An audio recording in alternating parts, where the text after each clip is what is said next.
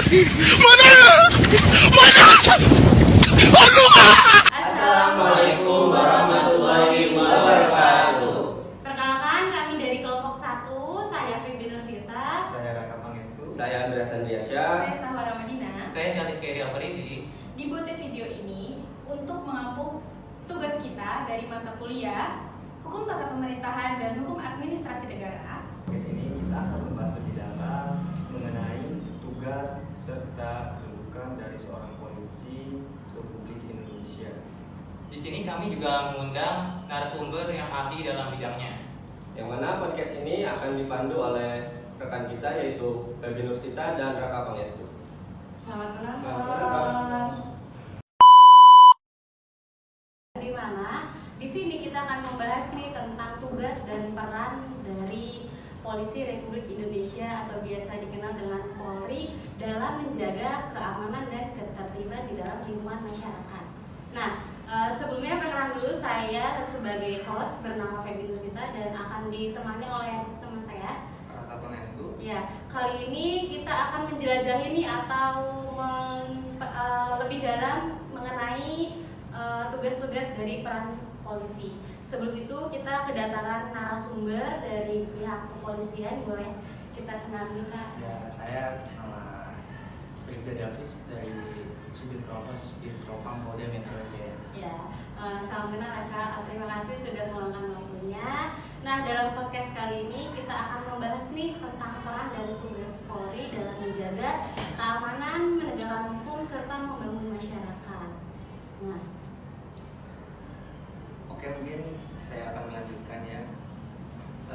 Langsung saja ke pertanyaan pertama, akan lebih lanjut, lebih menarik gitu pembahasannya. Polri ini memiliki kedudukan yang sangat penting gitu dalam menjaga keamanan dan ketertiban masyarakat. Ini juga tercantum dalam Undang-Undang Nomor 2 Tahun 2002 bahwa Kepolisian Negara Republik Indonesia itu adalah institusi negara yang berada di bawah Presiden dan bertanggung jawab kepada Presiden.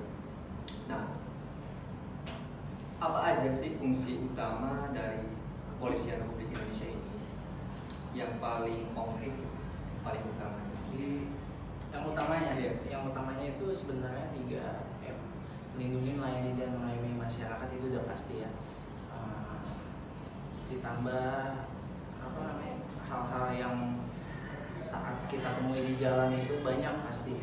Itu mungkin di dalam kepolisian itu ada namanya diskresi, itu adalah pengambilan keputusan di saat-saat tertentu terdesak atau apa. Itu penting buat saat kita di luar atau apa. mungkin kalau untuk contoh dari tugas polisi yang paling dasar kira-kira apa? Tugas polisi paling dasar ya pasti saat menerima laporan-laporan dari masyarakat kan itu menjadi tugas dasar dengan apa ya namanya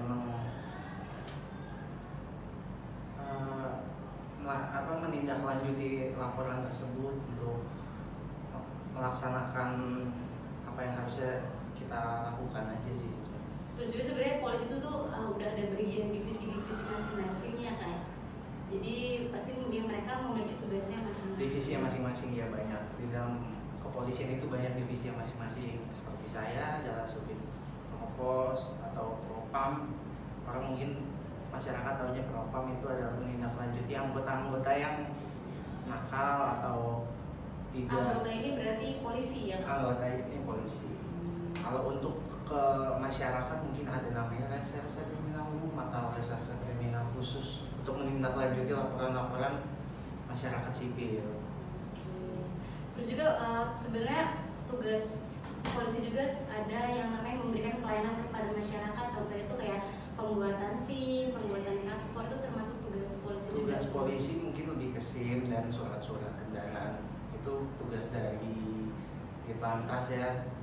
Dari mungkin kalian tahunya Polantas ya. Polantas ya. Gitu.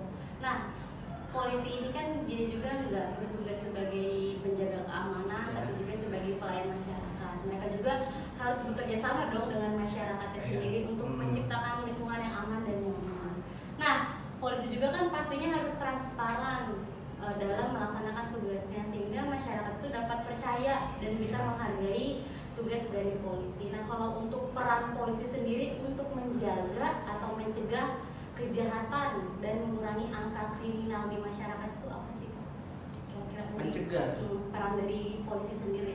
Peran dari polisi untuk mencegah. Iya, mencegah adanya Memberikan edukasi dalam kepada masyarakat apa namanya tentang apa, bagaimana sih pasal-pasal hukuman yang apa namanya saat dia akan melakukan itu dia tahu apa yang akan dia apa akibatnya yang dia akan lakukan dari hal itu, misalnya mencuri atau apa namanya misal maling lah, maling.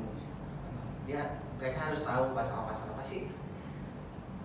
Balik lagi mereka tidak akan mungkin pasti pikir 2 kali buat ngelakuin itu.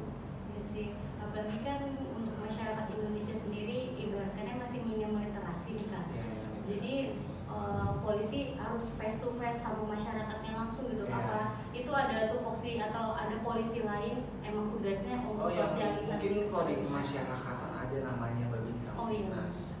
Atau bisa dibilang biasanya Pak Babin ya. Pak Babin, ya. Itu biasanya di tiap kelurahan itu ada, dari polsek tuh biasanya di tiap kelurahan itu dikasih 1 personil buat jadi Pak Babin. Nah, berarti itu memang tugasnya. Jadi laporan RT RW bisa langsung ke dia atau ada apa nanti ditindaklanjuti ke polsek atau polres. Nah, mungkin untuk pertanyaan yang terakhir itu kita ambil tuh dari berita-berita yang ramai nih, Kak. Jadi Ya. ada hashtag tentang percuma lapor polisi gitu. Nah, mungkin untuk dari tanggapan Kakak sendiri nih, apalagi Kakak sebagai polisi, bagaimana perasaannya ketika muncul hashtag percuma lapor polisi? Pro kontra pasti ada ya namanya. Iya. Kita kerja dalam instansi manapun pasti ada, karena kita bekerja di lembaga apa ya, pemerintahan di bawah presiden langsung. Dan emang itu tugas kita, jadi mungkin ya kita sebagai anggota ya kita menjalani aja itu tugas kita. Terserah itu kan statement masyarakat. Ada yang pro ada yang kontra. Atau mungkin itu hanya oknum-oknum aja kali ya, Kak? Ya. Mungkin oknum bisa dibilang oknum ya, cuman ya udah. Kita kembalikan lagi kepada masyarakat. Ya, jadi teman-teman jangan langsung memviralkan begitu saja ya, karena itu mungkin hanya beberapa oknum polisi aja.